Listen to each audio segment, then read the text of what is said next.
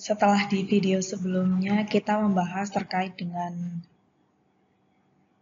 karakteristik koperasi atau definisi, tujuan, dan seterusnya tentang koperasi. Sekarang kita akan membahas terkait dengan akuntansi koperasi. Di materi kali ini saya hanya menyampaikan pengantar terkait dengan akuntansi koperasi.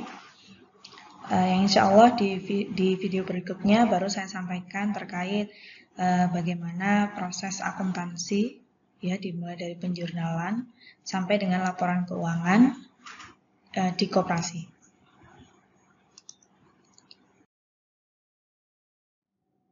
Oke, jadi kalau membahas terkait dengan akuntansi sebetulnya tidak jauh berbeda ya.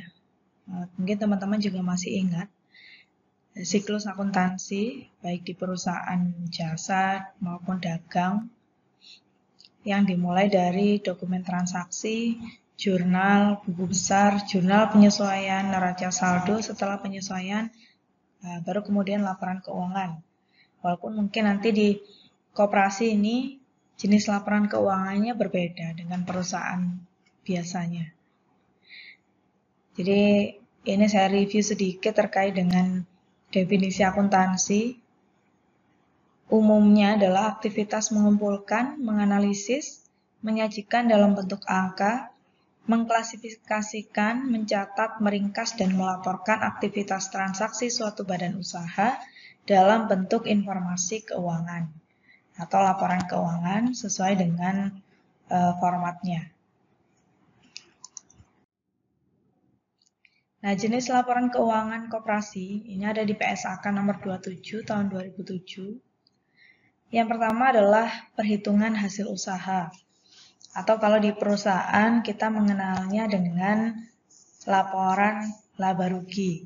Jadi isinya adalah menunjukkan hasil usaha dari koperasi. Dia laba atau rugi gitu ya.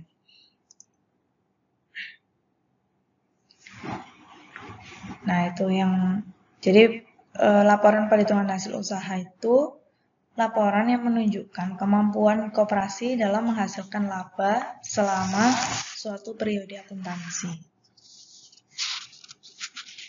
Yang kedua adalah neraca.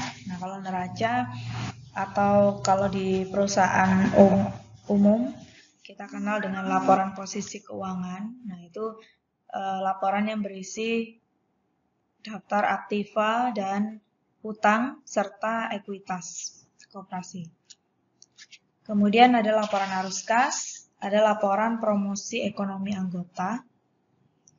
Ini adalah laporan yang menunjukkan manfaat ekonomi yang diterima anggota dalam suatu periode tertentu. Nah, nanti seperti apa cara penyusunannya, nah itu yang akan kita pelajari. Tujuan umum laporan keuangan. Kalau di banyak literatur, di beberapa buku, banyak yang menyebutkan apa saja tujuan dari laporan keuangan.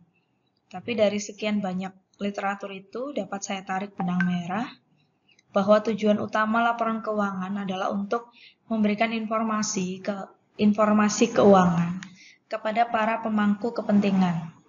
Bisa itu investor, bisa itu pemilik. Kalau dalam konteks koperasi ya berarti pengurus koperasi, anggota koperasi, yang nantinya informasi keuangan ini dijadikan dasar sebagai pengambilan keputusan.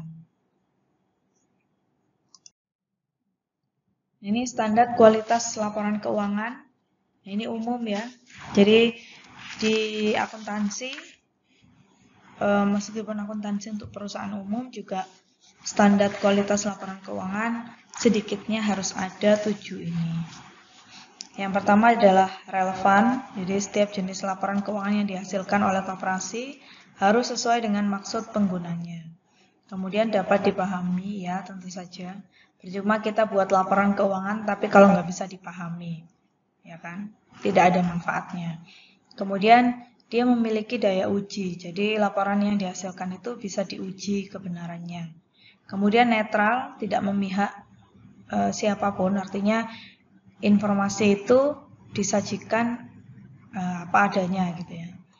Tepat waktu, Kemudian dia memiliki daya banding, artinya bisa dibandingkan dengan koperasi yang lain yang sejenis, yang usahanya sama, atau dibandingkan dengan laporan keuangan yang tahun sebelumnya. Fungsinya apa? Untuk melihat kinerja koperasi.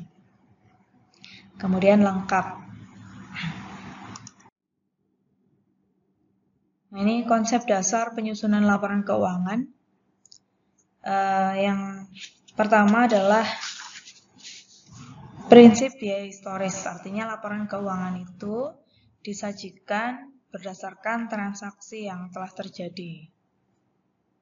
Kemudian pengakuan pendapatan. Nah, ini pengakuan pendapatan. Jadi koperasi itu harus menentukan dia mau mengakui pendapatannya gimana, dengan prinsip accrual basic atau cash basic.